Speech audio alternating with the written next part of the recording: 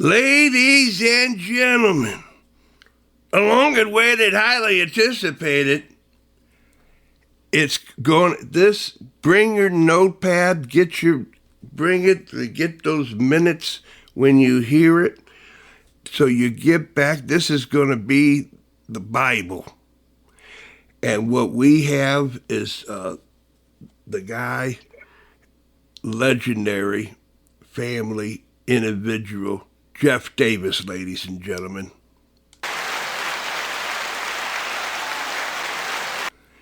Jeff, you come in the highest order ranking from Wales Certified. Okay? Thanks, I've Jeff. never had a bigger thing with Terry Michler said, hey, you got to ask the guy some questions. And so there you go. Jeff Davis. That's a pretty high order there, buddy. I don't know if I can follow that up. Yeah, Jeff Davis, you're now in the Wales Certified Hall of Fame, baby. Woo! Yeah, you get a recommendation like that. That's all you need. It's kind of carte blanche. I got to remember to take Coach out for dinner for that one. Hey, there you go. There you go, baby. Yeah. Hey, he has a chauffeur. It's kind of like 2 for 1. You got to bring him in. You're in. I got you, Kev. I got you. All right, then. Thanks a lot. So here it is, Jeff, is that, pardon, you have been involved in soccer all your life, and you know people that was involved in soccer before you came around. And you have a history of this. Now, it has come up to middle of 2025, and you are now the Lou Fusz program director. Am I correct? Yes, that basically the MLS Next director at Fusz. Yeah. Now, help me out, baby, because it's just that little talk about, a coach was a guy's or gal's dad, brother or something, Oh, yeah. And then it went up to where, you had the athletic association for the parish or, the team, walk, do this and do that. But now, and it seems that, did it start locally, or did it come from the MLS to say, hey, we got it. To make this meatball, you got to have the recipe down and on how to do it. You just can't wing it anymore. Yeah, MLS has done a very good job and it's taken over time. It hasn't been just recently. They've kind of come with standards, and it's, like I said, it's taken years to get to this point where they've implemented just different, again, technical standards of what you need as far as a club to be in the MLS Next. And one of those standards is having a director that they want to have someone that is, and I'll say off the field. And when I say that, it's not necessarily coaching teams. And that basically means you're kind of coaching the coaches. Now, we are on the field on a day-to-day. We're at trainings. We're at all the games, all that kind of stuff. But our basic job is to kind of, like I said, oversee the coaches. And we do some talent ID, and we're, like I said, we're trainings and we're watching those trainings. But our job is to basically help the coaches be a better coach. And, you and I were talking a little bit before the show. We've gone to all these classes. We do the USSF certifications and things like that. Well, 20 years ago, we take those certifications and we just go out to trainings and we're on our own. We fail and succeed on our own and never have any feedback. Now, MLS has done a good job of kind of putting these standards in place to say, hey, we want somebody that's had a little bit of experience to be there to kind of help the younger generation come up to bounce ideas off of, so to speak. And I'm kind of that old guy in the room that I look around and I see these guys that are 25, 30, 35 years old that they need some help. They haven't been through the wars. They haven't had the interactions with parents, with kids, with whatever it may be. field setting situations, and I'm not talking about setup, but I'm talking about what goes on, that I can help them with. I've seen a lot of the stuff that they're dealing with, and there's just different things that MLS wants to have those technical standards and to make it the best league in the country, because that's what they profess. And I do believe that MLS Next, for a youth development league, they are the best league in the country. So they're putting those little different nuances into that to make, put these different jobs and to make it the best league in the country. So going back just a moment ago, under full disclosure, you have shorts or a cap that 25, 30 years old in your closet. Oh, yeah. Yeah, oh, yeah. Man, yeah. Oh, yeah. Oh, yeah. I still got my CBC gym shorts, I think. Somewhere. Oh, beautiful, baby, beautiful. And, your hats off to you, you can still fit in them. I didn't say that. Okay, all right, Jen. So that is the interesting part of the evolution, to try to go to the next level, because it's far as an outsider looking in, like, who's running the roost here, but now there seems to be some direction, and without, correct me if I'm wrong, but if you're looking at Lou Fusz next, if you're looking at Lou Fusz, you're looking right at Jeff Davis. Jeff, what seems to be the problem? What's happening? What, boom, ba, ba, bang. So you're on the fire every day. Yeah, and we talk about it. Matt Miller's the boys director. He kind of oversees boys and the girls. So they've even kind of, again, within these clubs, they've kind of separated those pieces too, and made it more specific with the roles, where you have a director that kind of oversees the entire development of all the players within your club.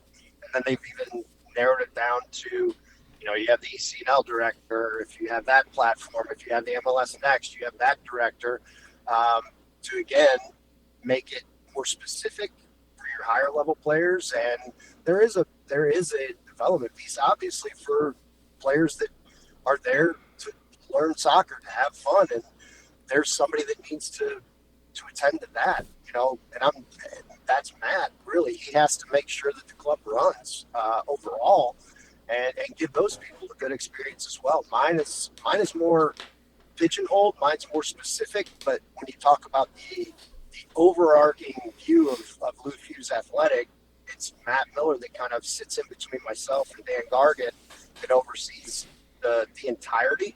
So he might be the guy that takes a lot of the bullets. I take some of them in the middle of that probably on a day-to-day. I get them from the MLS Next, but he might question. He takes more overall. Yeah. He gets them from all the parents. I just get them from a fraction of just a section. How about, does the field hockey, Lou Fusz field, or lacrosse, to the lacrosse? Because I've been told that when you go out there, you look at all that, like, and the big warehouses, and then you see over there, there's a lacrosse, baby. It's pretty hot in St. Louis. Is that the same type of development overview of everything? Yeah, they're doing. I mean, Guards is from Philadelphia. East Coast is huge into field hockey or lacrosse. Sorry, I almost said field hockey. Lacrosse. So that's one of the sports that Fusz Athletic is really focusing on. That and flag football. They used to have tackle football. Now they've kind of turned the corner and gone to flag football. But lacrosse is blowing up across the country. There's a lot more kids playing here, just in high schools and clubs. And they've gotten into that. As you can tell, you look out at those fields, we're out there training right alongside. You got to dodge some balls sometimes because those things fly. But it's a fun sport to watch. I enjoy it. I don't understand the rules, so don't ask me about those. But it's fun to watch. So everybody who plays the game, states that the game is played with the mind and the feet are only the tools of the trade. And do you all, how do you develop, how do you personally, and how do you, the team, the club, Luffy, how do they define, how do they uh, get the drills to do to make the player to be as creative as he or she can be? Is there such a thing? I don't know that anybody really has the secret sauce, so to speak. I think everybody does their own variation, but they're going all the way back to whenever we grew up. You know, you got your Tommy House and Coach and all the guys that kind of came before me, and they all knew what they were doing, and they were very, very good at it. It was us and our ball. That was the key to making it to start the good player. That's I've always said you can't do anything unless you have a first touch, and I've heard that from somebody, and I'm sure it was Coach yelling at us. You can't go any further in soccer if you don't have a first touch. So in order to do that, you got to master the ball. So we've always grown up. St. Louis players have always been great with the soccer ball. You know, you have across this whole area. That's what the focus is when for 3, 4, 5, 6-year-olds, it's you and your ball. How do you get better? How do you master that ball?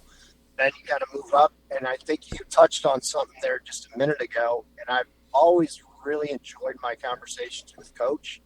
We've spent hours talking about it on the phone. It's the IQ, the thought process, and that's the next piece of it. That's where it gets hard. That's always the toughest part of the coaching process is getting kids to understand. Okay, now you've mastered the ball. What's next? What do you see? How? And that's part of the attacking. That's when you find the special player when they can do everything with the ball, but how do they set the guy up? How do they attack the player? How do they do all the different things that makes a special attacking player that I think St. Louisans really enjoy, that has always made us special and have always created these players that come out of St. Louis. That's what's made our players really so special because they have had that special sauce or that ingredient of being very good with the ball, but also having incredible IQs. And I think that comes from the generational talent that we've had here because we've all kind of sat around the fire, had a beer, and talked about it. You have grandpas and great uncles. You can't go to any soccer function and not have a guy that played professional soccer. So kids were brought up in families that just have that piece. You know what I mean? It's a thing in St. Louis. So kids were always on the ball. They were always mastering the ball. They were always doing that. But that IQ is something that's, I think, specific to St. Louis. And it always kind of intrigues me to see that when you go across the country. And that's what I think makes us special is that piece of it as to why we're so, I don't want to too far, but that's what I think makes St. Louis special. Yeah. That piece of development. Yeah. And let's not forget that, the outside of the foot.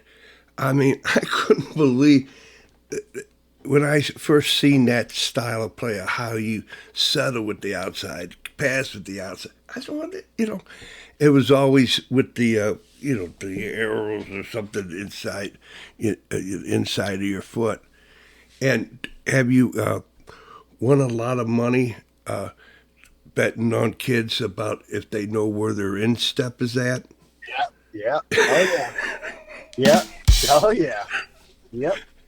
So, you could sit there. We used to play games, though. You'd find a tree inside a foot, outside a foot, bend it around, bend it into it. Dude, yeah. That's what we used to do, all that good fun stuff. Right. And I was, 2025 getting it to 26. Is that ancient? You got to go back to the manuscripts, or is that all part of the meatball about what what is the why are the coaches coaching in this particular manner, and what would the results be? The That's the tough part. That Yeah, is that you're asking the right questions, um, and I probably it's become it has become an industry, and that's where you get the tough part. And I know I've heard Coach, and I've heard some other podcasts with people on it. I do still think there is a money thing. It's America. It is what it is. There's still a need for that type of industry. Um, it's hard when the kids don't just go out and play on their own. Everything has to be a training. Like if they aren't told this is what you do at training, they're not equipped to go out and do training on their own. And I think some of that comes back on us, but some of it is a parental driven thing because these kids are into a lot of things. And I get kind of looked at side-eyed sometimes when that normally means, oh, you're telling them they have to be specific to soccer. No, I'm not saying that because I played hockey, I played baseball, I played sure. soccer, I did a ton of things, but you can't have a kid in 17 different activities every night of the week either. Yeah, They have to have some time to be a kid, which means I have to be able to come home, go out in the backyard and play twice a week like I used to, and have only 2 nights of training instead of 4 nights of training. yeah, I've talked to Mike Sorber a million times about this, and obviously he's beautiful. gone all the way up the ladder to the national team. Trainings, and I was lucky enough to get to see him coach just recently, and trainings are an hour. That's it. Boom, in and out. Get your stuff in, get your stuff out, Yeah, get them off the field. yeah, There's only so much time you can hold their attention. And yeah. I really, really appreciated that because that's kind of a mentality that I've had. Nice. And I really do think going back all the way to coaches' trainings, I remember this. We used to get in. We trained so much. We get on the field, we get off the field, but we had fun. We did it. We were good. We got thousands of touches, and we were off the field. Yep. And we'd show up the next day and do it all over again. And that's what keeps it exciting, fun, all that stuff that makes them want to come back the next day. But that also made me want to go out and play and get better by myself. Yes. And that's the piece that I think we need to have more of. Less is more sometimes. That's Yes. I thought. And on the full disclosure, Jeff Davis, did you usually grow up? Anybody looked at you, seen you? You had a ball with you. All the time. All the time. I don't know that there wasn't a time that I didn't have a soccer ball with me. We were either going and making our own game, kicking balls off those chain link fences. Yeah. I mean, we were up at Pete Sorber's gym playing at Flow Valley. Wow. I mean, we were 8 years old, 10 years old, 12 years old playing against the Steamers. They go Yeah, you Flow did. Valley. Yeah, you And did. those were the days. We'd go up there and play. And Yeah. That was just what we did. We learned through mistakes. And again, that's another piece of it's okay to fail. It's Yes. okay to be not be the best on the field. And that also made us humble. It made us better. It made us want to get better. When we'd see those guys do something, we're like, I want to go do that. Well, the only way to go do it is to go do it 1,000 times by yourself. I'm not going to get that in training. A coach isn't going to be able to take the time for me to go do that over and over. I'm going to have to do it by myself. Yeah. Like, if I want to be perfect at it, if I want to get really good at it, and again, I think that's why you saw so many pros come out of St. Louis for so long. Yeah. There was just it was kind of a drive against each other, so to speak. I want to be better than him because that guy on my team is that good. I want to be as good as him. I want to be better than him. Now, the soccer starts at home phenomena with Tom. There you go. Yeah. Tom Byer. Yeah.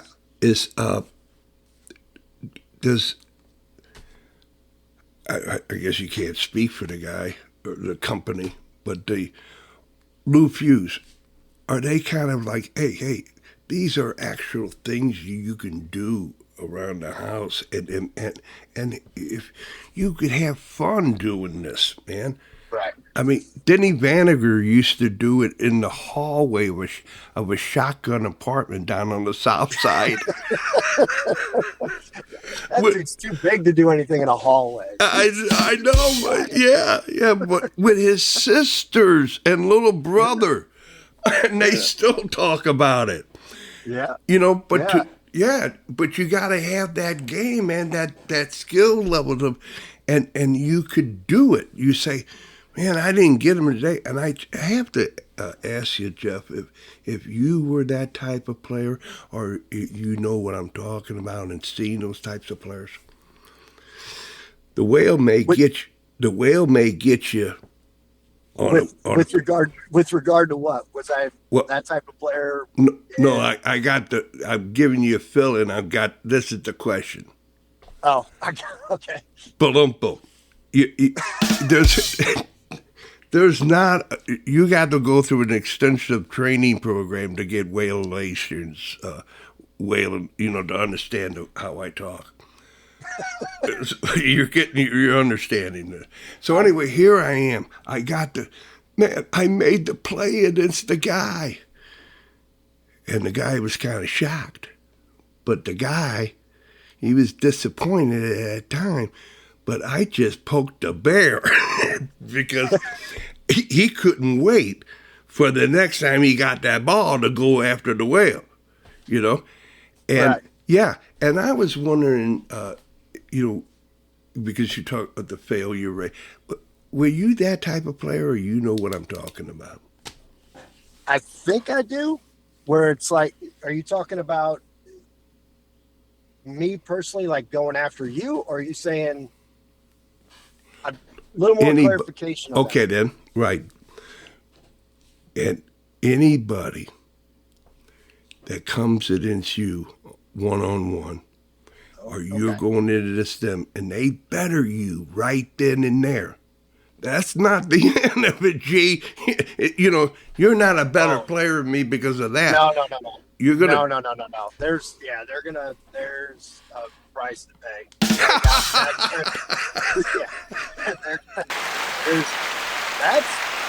That's one of the big ones that, again, I think kids nowadays look at you kind of sideways, like, are you serious? You're an old man. What's the matter with you? Like, you talk to them on the field, that you're like, hey, you gotta go. Like, you gotta go into that tackle. That guy's. It's a 1v1 battle. Like, you win your 1v1 battles, and we'll win this game. Or that guy's just done you 3 times. When are you gonna, like you said, square this thing up? He cannot continue to just prance around you. He's making you look bad. What are you going to do? And I'm not saying hurt him or do anything crazy. Absolutely. You got to let him. Yeah. You got to let him know you're there. Like, there's ways to let guys know you're there in the right way. Yeah. And I think that's kind of a lost art in its own right. You give kids little things to kind of, on a corner kick, you grab their side and step on a toe, or all the different things, especially on a good cold day. Those are always the good ones. Yeah. But, I think that niceness, and it's a cultural thing nowadays. You don't want to be mean. It's like, man, it's a game. I want to win. Like, I don't like to lose. And I think that's kind of lost its luster, where I hated to lose. And I think that was something that was ingrained to me I was lucky the coaches that I had. I mean, I had a great coach at every level. And my father was that way. He was hard on us. I mean, but when you look back on it, you're like, thank God, because it drove me to be who I was, and it also taught me a lot of life lessons. And you just hate to lose. You hate to, for anyone. You don't want to be second. Like, that's as simple as that. I'm curious about the situation of having now a train of thought. You always had to have an assistant when they give you write down the questions. I just had a nice thought about you. Is that the overall way about you getting the best of the player? Now, how do you get them all to be in one team for that meatball? That here it is that the guy that did the Miracle on Ice, he had an actual personality test that those players had to take, and there was a few players that were technically better than the other guy, but he wasn't that type. Have you developed any like the Jeff Davis model or someone else that you recommend to look at that to make We've a team? actually done some stuff with a guy named Will McDowell, and it was in Kansas City. We haven't done it here yet, but there are some thought things that we've done where it's each guy's, and it's very, very different now than, let's say, going back to the Herb Brooks and the Miracle on Ice. Yeah, right. His was very much the way that I grew up, obviously, and the way that I probably taught and would coach a team when I first started coaching, which was you go, we're going to go hard, we're going to run this through, you're going to dig, grind, everything you've got all the time. That would be my preference to start. Now you've got just multiple personalities and very, very different ways of kids. They're just very different in the way they approach the game. And you've got to see all those personalities and you have to mold them together to get the meatball, like you said. And it's not always the easiest. You've got quiet kids, you've got loud kids, you've got kids that you can push the crap out of. You got to know all that to get the most out of them. So yes, you do have. There is a guy that, like I said, named Will McDowell that I work with in Kansas City. I haven't brought anything here yet, but there are some other guys that Matt and I have talked about going to. And yes, that is on our agenda. We haven't done it yet, but yes, to answer your question shortly.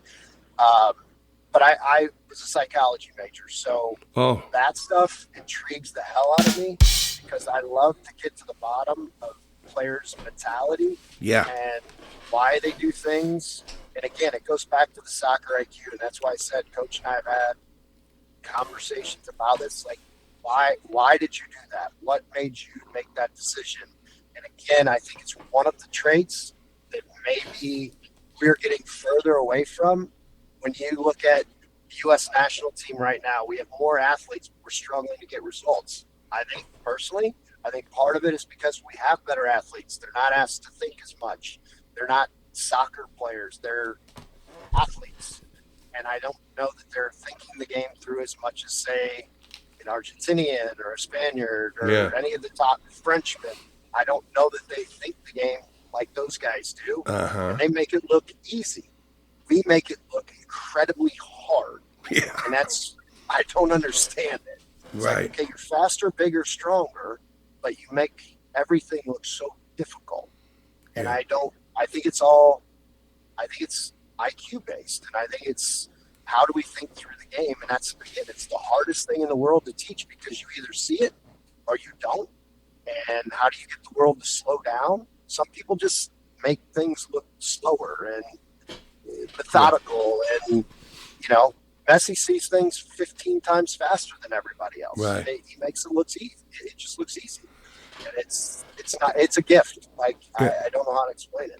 But I'm kind of thinking, embracing the American way of saying, "Hey, I'm embracing my individuality for the betterment of you.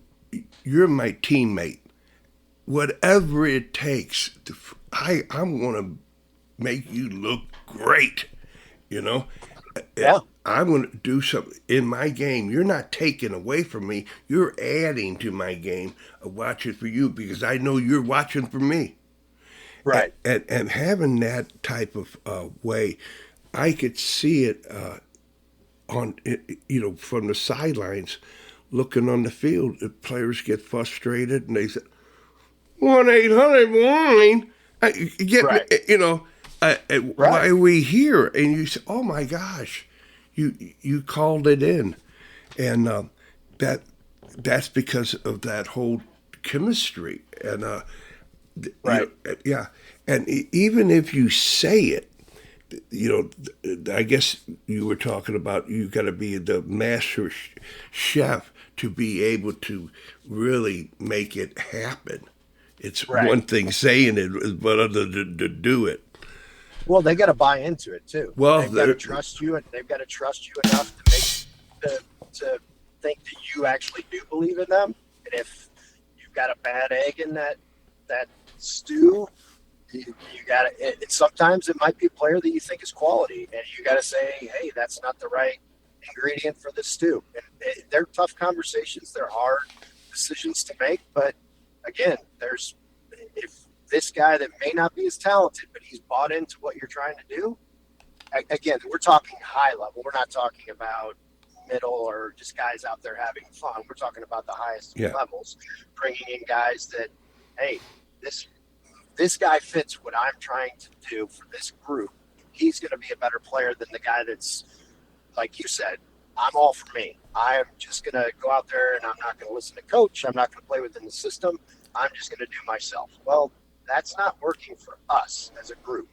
And those are the things that the coach really has to be aware of. And that's what makes great coaches, to be very honest, are the thing when they can see those types of things. That's like a player being on the field and being able to see the whole field and making it look easy. Those are the decisions when you build a team that if you can pick out those players that really make your team that fractional, if you could make a team way better, that's awesome. But normally in the highest of levels, it's fractionally better here, fractionally better there to get the best results for your group. That's what I think makes a great coach, and that's what helps your team win those types of games. It's so small, but it's so big in the big picture, and it's just so hard to see. And again, I as we're sitting here talking, I'm thinking of a guy like Tim Ream. Everybody keeps going, why is Reamer continuously? We don't have a better center back than Tim Ream at 36. No, we don't. He thinks through the game. He thinks through the freaking game. He is right now, he got there late. I mean, what has he been in the team? He wasn't on the national team forever. Like, he's just got there, and I'd say just, but within the last, 6 years? Yeah. I mean, he's 36. Yeah. Well, it's because he thinks through the game. Yeah. He's good, and he's not. I think he's still going to get in this World Cup. So we still don't have a better option. And it's not like he's getting faster. So that's a guy that thinks through the game. There's a reason that he's back there. And he's the best piece right now for that team. Is he the fastest? Is he the strongest? No, but he's good. He's very good. He makes the game simple, reads the game, plays the ball. That's his job. He's part of that mix, that meatball that you're talking about. He does his job, and he does it very, very well. Jeff Davis, you walked in like you own the joint. You're in the Wales Certified Hall of Affinity. Way to go, baby. I mean, just a simple in a buy-in. What are you selling? And oh man, you have it. It's so good. And that's the whole thing. And that brought me up to, let me tell you something. There's several other people in the Hall of Affinity, but they didn't walk in like they owned the joint. That was magnificent. Thanks, buddy. Yeah. I don't know. That's a lot of praise, brother. All right, then. So there you are. You got all this stuff. And how about this? Like, is the program director a little bit like, okay, the coach is doing this, and you're watching how the players respond to the coach, and the coach responds to the players of this and that, and you say, okay, now lads, we're going to have a review. We're going to, we're going to find out what we've been doing. We're going to get graded. And there you comes waltzing in.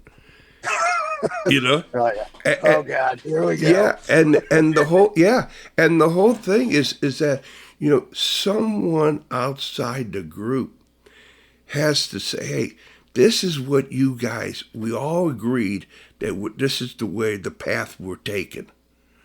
And I'm here either with stats or the whole essence of it. This is what's been happening. Yep. Do you find that to be, if anything, or is that some pie-eye stuff?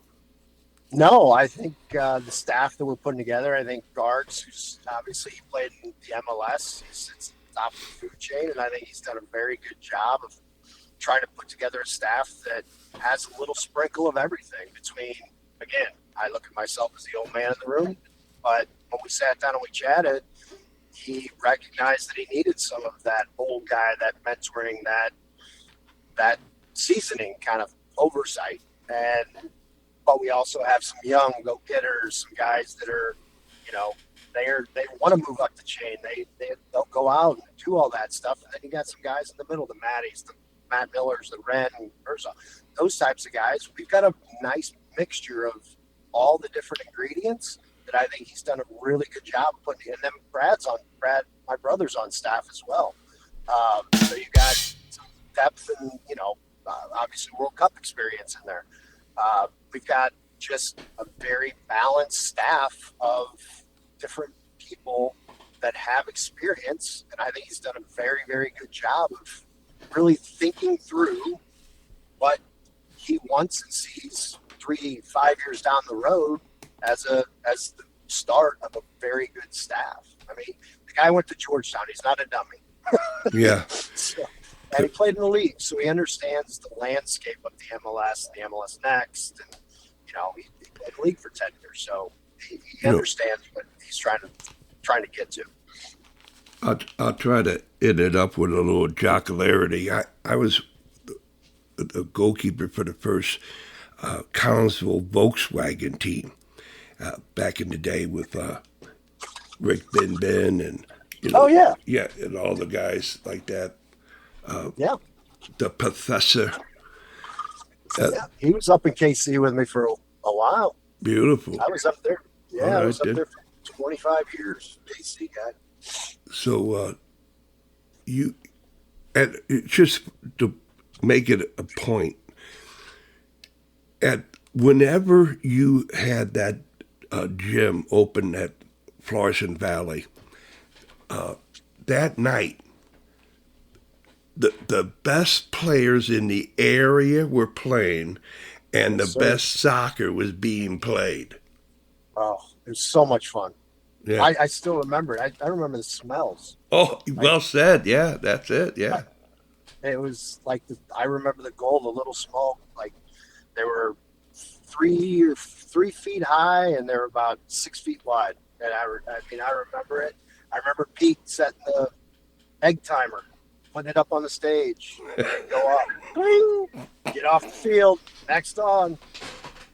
I mean, you're either playing with the partition closed or partition open, and you're playing 8v8, 9v9.